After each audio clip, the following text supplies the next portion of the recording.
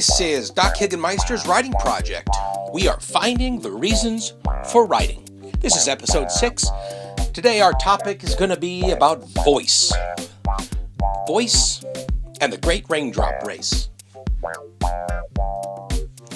All right, well, let's go ahead and start our time here by talking about what is voice. Voice is kind of a technical word, but it deals with the sound of your writing and making your writing sound just like you. Now, see, when I write, you can pretty much tell it's me because everything that's in my brain is put onto the page, and it comes out in a Doc Higginmeister style. So you can kind of tell my style. So voice is a little bit like the word style. Well, you, as you write and as you learn to write better and better, you will start to develop a little bit of a style, your own unique voice, so that I could take a piece of your writing without your name at the top of it, and I can kind of get to feel like, oh, that's yours, because it sounds like you. That's your own voice. Now, you don't have to work at it. You have to work at a lot of parts of writing, learning words and how to put them together and getting ideas and working them through.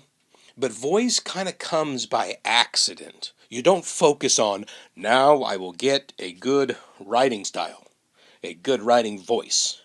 It's not like that at all. It kind of comes by accident. You focus on everything else, but the voice comes after. But the nice thing is, your voice, your special style, is different than anyone else's. It's a lot like a fingerprint.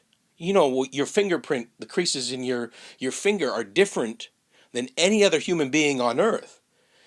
Well, your writing has a different style and a different voice that's different than anyone else's. And so, honestly, if you don't write, that voice will be lost. It's a lot like raindrops, really.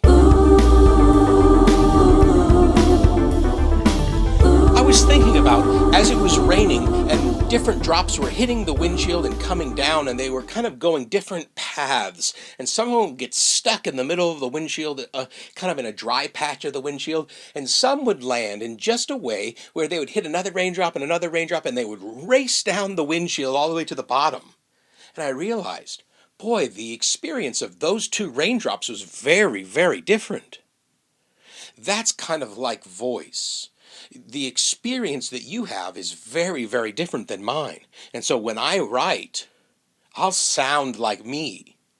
When you write, you'll sound like you because we've had different experiences. Now, imagine a raindrop falling from a cloud.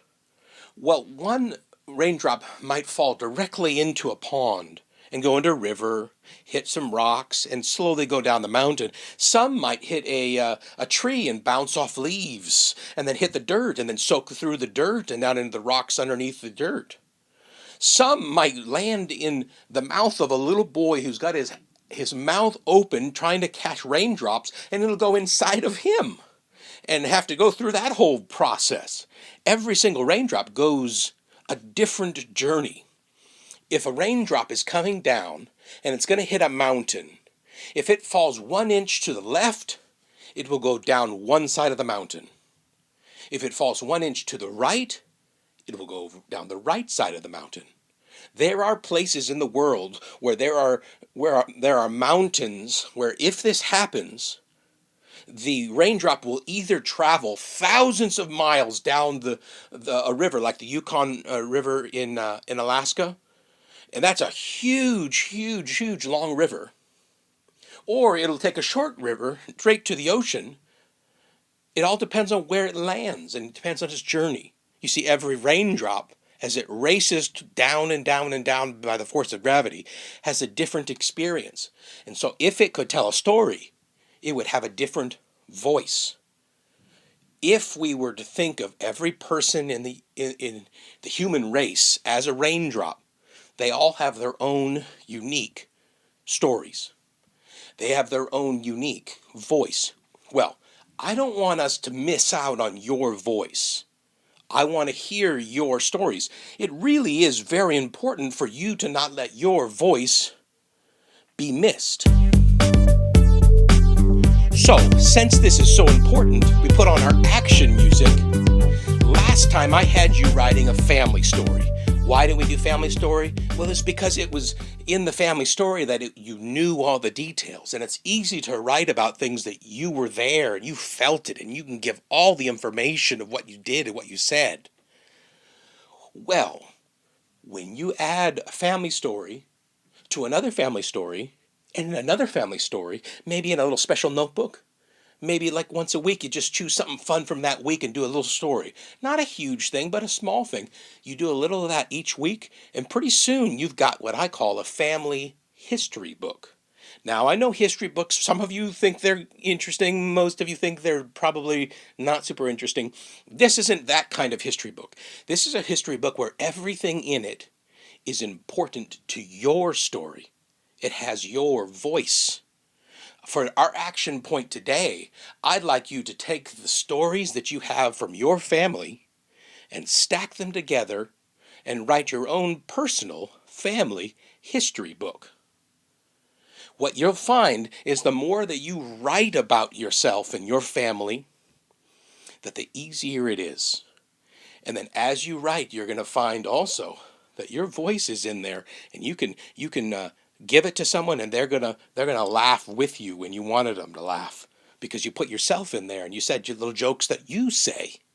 If you want someone to read it and it's a sad spot, they're gonna be sad with you because you put your own sadness into the sad parts. That's the power of writing. It takes your real feelings, puts them onto paper in a way that only you can do, and it lets someone else experience it. That's a pretty good thing to do, because that's a way of sharing your own voice. Okay, that's your job for today. That's what I'd like you to do. Now, remember, go to Doc Higginmeister's Writing Project on Facebook and post any writing you've done. That's where you can share stuff with me. Now, don't forget to also get some free copies of my books at lulu.com/bthiggins. All the ebook copies are free, so you can grab one of my books there and read them there, and we can read each other's stuff. And that will help us to have lots of fun.